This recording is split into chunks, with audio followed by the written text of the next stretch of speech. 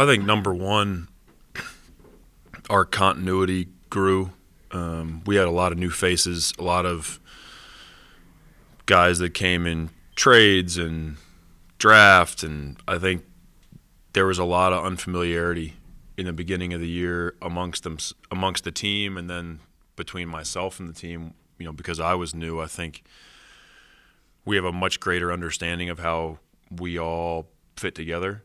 I think that's obviously a big concern as a coach going into a season is the team going to settle into roles? Are they going to figure out how to coexist, how to help each other get better and play well in the games? Or is it going to become an environment where they sort of cannibalize each other? And I thought as the season went on, everybody sort of figured out how they could best impact the group. I think they started to understand the strengths not only that they brought to the table, but that their teammates brought to the table, and it allowed us to play some pretty good basketball throughout the season. We talk a lot about players getting better in the offseason. How do coaches get better in the offseason? Yeah, there's a lot to go back and look at. You have to, number one, let a little bit of time pass as you sift through it so that hopefully we're going back as a staff and I'm going back individually and looking at things unemotionally.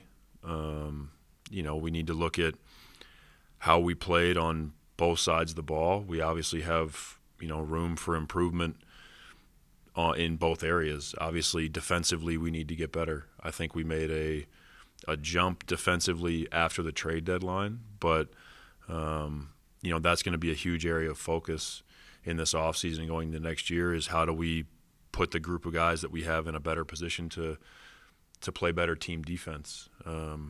There's also a ton of situational stuff that we always look at, late game execution, different lineups, maybe some situations that we can put our players in more. Obviously, Lowry is somebody that we've talked a lot about this year and his growth. And, early in the year, the questions were sort of centered around like, hey, is Lowry going to do any ISOs? Are we going to, he's pretty efficient. And, so I think the end of game obviously presents opportunities to maybe do some different things stylistically. So those are conversations that we'll have as a staff throughout the off season.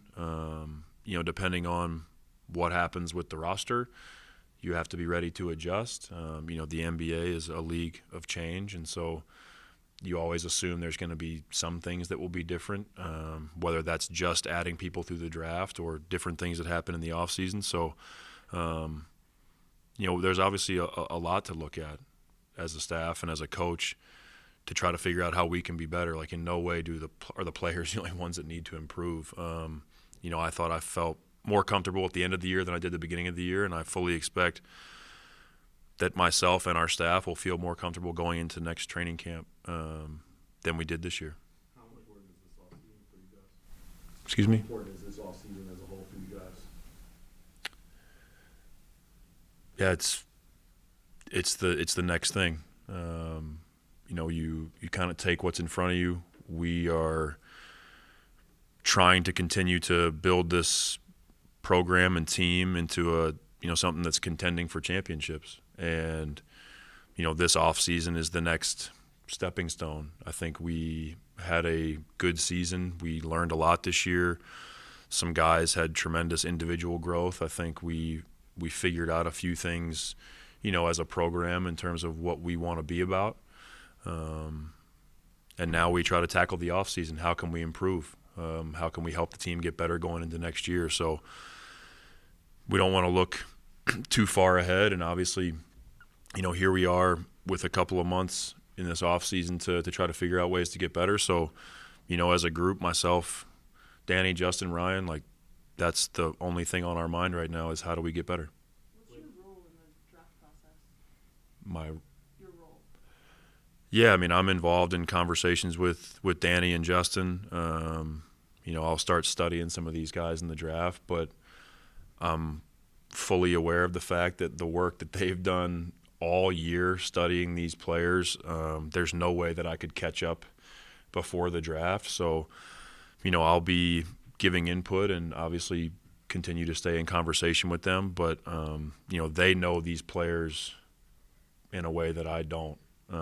So I'll obviously follow their lead and, try to give input along the way. It's nice to have a little bit of time now to try to catch up a little bit, studying guys on film. I try to go to the combine, try to interview some of these guys that are going in the draft. But, yeah, I'm definitely going to follow their lead. With Walker and Ochai specifically, what do you have in their off-season training plans that they can work on? Yeah, the first thing for both of them is they need to take a little bit of time away.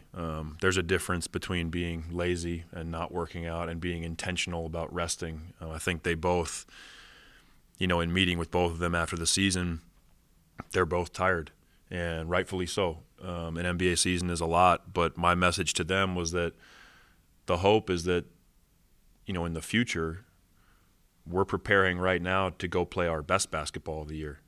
So there's really no room to be tired. So, they're going to take some time off and rest and reflect on some of the conversations we've had at the end of the year and what they think they can bring to the table next year. But I think for both of them, their bodies and fitness are going to be a huge key.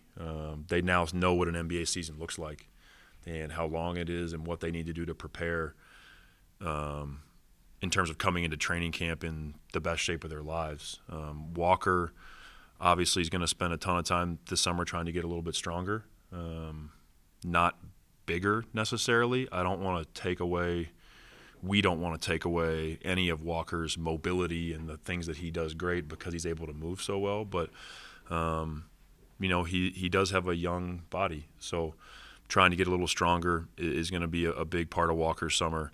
Ochai is somebody that, we're going to try to continue to expand his game. He's going to try to play in summer league, assuming that he's healthy. And it's an opportunity for him to get a ton of game reps and keep building on probably the last 10 games of the season. I think we all saw him take on a different role in those last 10 games. And so we want to try to build on that in this offseason so that hopefully he comes into next training camp with a different level of confidence. You mentioned that not just you, but your staff will need to improve going forward. Do you plan on – you came in, I guess, kind of relatively late last summer compared to some other coaches, so a lot of the staff was kind of in place already. Do you anticipate making any changes? Yeah, I mean, like I said earlier, first of all, our staff is as good as anybody in the league. We have a lot of really good coaches here. They are as big a part of why we had the year we did as anything. Their voice on the court with the players, the individual work they did, the scouting they did, them dealing with a first-time head coach who sometimes would go off the path. They kept me in check very much this year. They did a tremendous job. Like I said earlier, though, this is a league of change. And, what happens this offseason, I'm not sure. There's always times where people get jobs and call about people that are on your staff.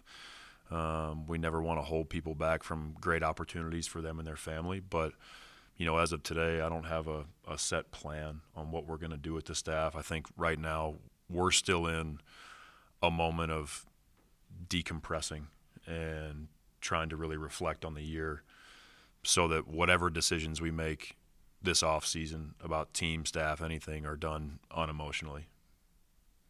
When you watch the playoffs, what are you watching for? Oh, man. The playoffs are just such a different thing. Teams are able to dig in so much because you're only playing one opponent at a time, and so you start to see teams have to really adjust. You start to see players and how they adapt to not being able to do option A all the time. The good teams are not going to let you go to your first thing in a playoff series.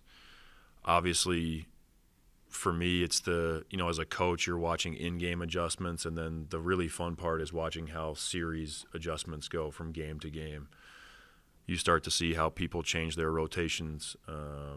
Obviously, offensively and defensively, schemes change, but you learn a lot about coaches and some of their tendencies. You also get to see players in the biggest moments. And so end of game is something that we always want to study, especially in playoff games, because that's where we want to be. We talked before, I guess a couple of months ago, about your plan for the players in the off season and how much you were starting to think about that a little bit. When you have conversations with them, I guess whether you've had them or whether you will have them, do you target specific areas of their game with each player you talk to, or are you like, we want you to do this? Because talking to the guys, a lot of times they'll say like, oh, I want to work on everything. Right. Yeah, it's number one, it's very much a conversation. I think for us to get the best out of our guys, they need to have a level of buy-in and feel like they were a part of their own destiny, so to speak. So we come into those meetings and usually ask questions like, how do you feel the year went? What areas do you think you need to improve? And that conversation usually leaves openings for myself to give them the things that, our staff thinks that they can improve at this summer. I'm glad you brought up wanting to get better at everything. I think, that's really dangerous. And I totally understand wanting to improve everything, but you just don't have that much time. And I think young players, to actually make significant jumps, you do need to hone in on maybe a couple of things in the off season. I'm not saying that you shouldn't work on any ball handling, let's say, if that's not one of your priorities, but for there to be a real jump, you have to hone in. And so I think that's probably our biggest job, is helping them prioritize what to get better at. We had a player come in yesterday who had 6 things written down that he thought were important to him. And he asked me to rank them. And so I ranked them 1, 2, 7, 8, 9, 10. And that's only to give him the visual of, if you get these 2 right, then you're going to make a big jump. And then in the future, we can tackle 7, 8, 9, 10. But if I label them 1 through 6, it doesn't give the relationship between those things. So I feel like that's probably our biggest job as a staff, is heading into the off season, helping them narrow their focus, because it's like New Year's resolutions. Like, everybody has big plans, but you have to try to do a couple things that are attainable in an off season. So those conversations are really fun. It's great to hear players talk, and not surprising to me, I don't know if this is surprising to you guys, but they're usually pretty close on what we think as well. These guys are not, they don't have blinders on, and the games tell you a lot, especially after you've played 82 of them. It becomes pretty clear what you need to improve, especially they get a lot of feedback from myself and the staff throughout the season, and a lot of times those topics keep coming up. So in some ways they usually know where the conversation's going, but it is still important that we have those dialogues, so they have, 1, the buy-in, and 2, they get to narrow their focus. You got a pretty large sample size of using his own defense. What was your consensus? I think where we're going as a league, playing one defense, you have to be elite to do the same thing over and over again. I mean, we're going to see top defenses in the NBA in the playoffs, and they're going to have to adjust. So I think ultimately, to get to where we want to go, we're going to have a couple of different things in the toolbox. I thought the zone was impactful in terms of changing the rhythm of a game, making a team play a different style than they wanted to. I guess the 2 that were probably most notable for us later in the year were Sacramento and Denver, where they just, whether they played well or not, made shots or didn't, they weren't playing the same way that they usually play. Their best players weren't getting in a comfort zone of doing the things they're used to doing every game, and I think that's important. There were moments where the zone was very ugly, but I think those are the moments where, for us, we have to try to not overreact to something that's quote-unquote abnormal looking ugly, because there were times that our man-to-man defense was horrendous. And so We need to be able to go to a couple of different things. I'm excited to really go back and watch all the zone together and see what we think as a staff. I do think, though, overall the initial signs were pretty good. There's some fine tuning that needs to go on, but in terms of the types of shots we were giving up when we were in it, I thought it was pretty effective. Are there other players that you think are planning on playing in Summer League? I asked because Luca mentioned to us that he might be playing in Summer League. Luca will be playing in Summer League for sure. We're still deciding on a couple of other guys, but I'm a big believer. You know, we as an organization are big believers in Summer League and opportunities to go play. Getting game reps is very important, and I think especially when you're a current NBA player, there's a real target on you in Summer League. Like the rookies and the guys that don't have NBA contracts, like they're trying to prove something. And so I think any opportunity you get to play gives you a chance to get better. Drills are good for some learning, but we can't miss opportunities to get guys live reps. You know, also the second piece of that is, like, as a coach, I got to coach Summer League a couple of times. It's a great opportunity for young coaches, really any coach, to be the head coach for a couple of weeks. Summer League is a big deal. Sometimes I'm a little bit confused with the lack of participation in Summer League. I think everybody uses this like, oh, well, I don't want to get hurt thing, but you got to play at some point. Like, you know, I mean, it is a good solution if you don't want to get hurt, never play, I guess, but I don't know. I feel like we're missing opportunities to help guys get better when we don't take advantage of things like Summer League. And we're spoiled because we have the Salt Lake Summer League and then Vegas. And so that's 3 extra games.